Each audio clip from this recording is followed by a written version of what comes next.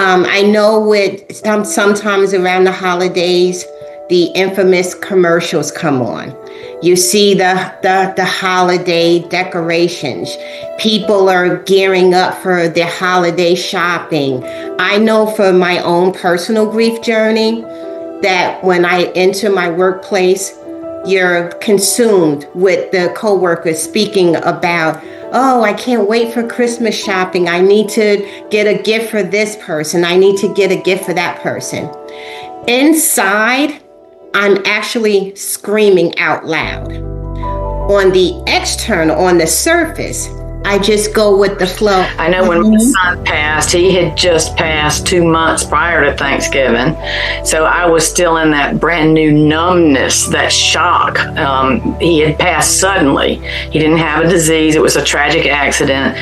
And this thing about other people and you're screaming inside, yeah, you do that. And you keep this stoic face or this smile on your face. I have a family that through their own way of dealing with grief, they couldn't talk about my son over the holidays. They still can't. It's like when you're around, it's like if you don't talk about it, it's not real. And as you know, we all like to talk about our children. And I'll be honest with you, a lot of getting through it had a lot to do with my grief angels, because you need that support, you need that community. So it was really a lifesaver for me. But as far as on the home front, I just found that initially, if I'm going to be frank, I showed up. That was important, not to keep myself at home alone in the grief. I needed there again to be with people. I knew not to really mention his name, but I found myself sitting on a stool, like in the kitchen, and I was looking around at all the family members that were there, and I was very much aware, and I knew that other family members were aware that he was not there. But the minute the melancholy started to seep in, I just chose, and I'm not saying it's easy to do, it's not. I'm surprised I was even able to do it that day, but I averted my mind to something else, just focusing on who was there, talking to them, and not allowing myself to think of him anymore. I had given him a space and time for that day, acknowledged him, missed him, and said, okay, I'm not going to think about him for the rest of the duration that we're together as family. So that's how I pretty much got through it. And I say that loosely, but it worked. But it takes a lot of practice, and I'm still practicing. Mm-hmm. Did you find that you were almost gearing yourself up or anticipating, like being anxious about that day? Yes, and I know that other people will do the same thing. I hear it time and time again. And the irony in my situation was that I would gear up and I'd have the whole week or the whole month. Oh no, here it comes, here it comes. That particular day was not the day that hit me. It was after the day. I had all that build up, and then I handled that day just fine. So it was the next day is when all the tears at home in my privacy, where I fell apart, and cried at home. And throughout my own personal journey, not only is Christmas a little sensitive to me because my son's birthday is actually 2 weeks before Christmas. So it's kind of like a double whammy. And I found that the very first holiday, I too became anxious.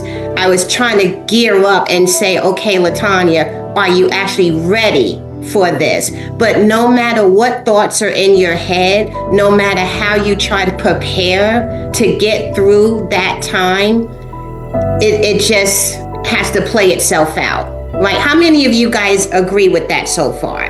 By show of hands, right? Okay. It helped to just know and tell myself beforehand, this is just going to be hard. It's going to be a hard day. It's going to be a hard season.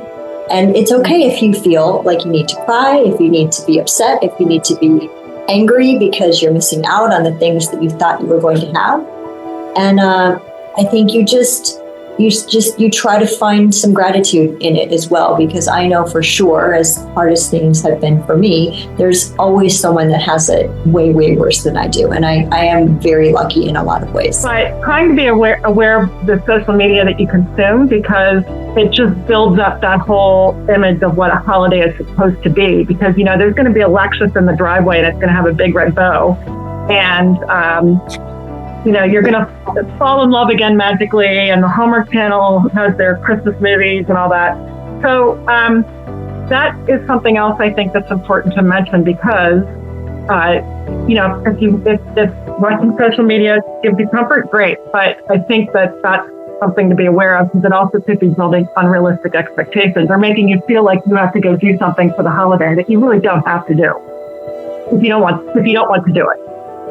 Mm-hmm. Yeah, that's a great point. Kathy, I must say, I'd be the first to agree with you. I would love to go out of my driveway and see something with a great big red bow on it. I got to tell you that.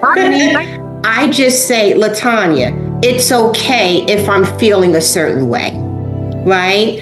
And I can't, pretend to be happy. I can't pretend to be a certain way if my heart's not in it. So I appreciate those points that you made. Great. Christmas, my brother decided, you're not staying in that house by yourself. So he told me I need to get on a train, come up and spend some time with him. And I have to say, even though I was very angry, that was the best Christmas ever. It was very cold in New York, but I mean, he took me to a place, where they had a huge tree in New York. I've never seen it before, and I never saw the story, but I had a great time. So that was like a distraction. So I thank God for my brother, because I had him and I had other people to keep me basically sane, because I'm also an introvert. So I would have pulled myself into like a shell. And just a small little gathering. We had a place setting. I asked for a setting at the table for Ted. Well, that was good and bad. I packed the car to drive up because they're an hour and a half away. And what does Sharon do? Oh, out of habit, she gets into sit shotgun. I close the door behind me and then I look.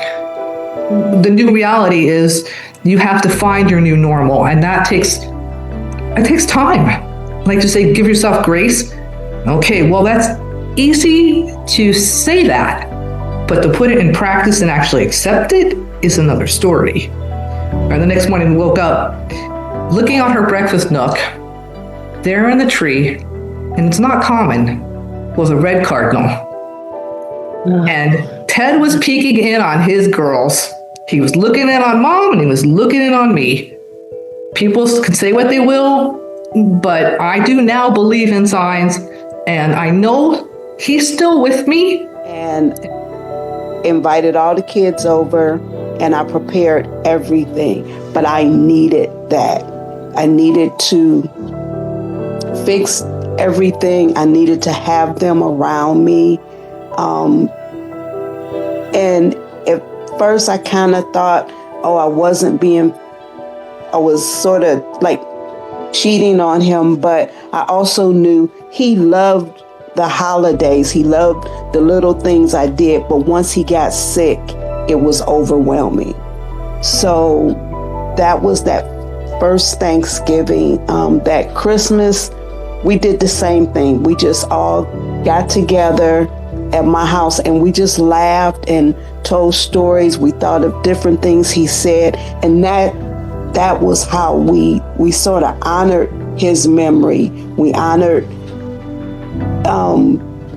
even the fact that he was ill and we had sort of stopped, but we all knew prior to him getting ill, he would have been right there. We'd have been watching football games. It was hard. And the funny thing I was thinking when they were talking about, watching TV and the Lexus commercial and the Maxwell house and everybody's gathering, it was a few times I could have broke my TV because that was just not, it's beautiful, but it's just not everybody's reality. And having that person not be at the table, my husband had a recliner and everybody knew as his recliner, you don't sit in it. And so it was, everybody kind of took turns sitting in their recliner Thanksgiving, like, I'm gonna sit here. But we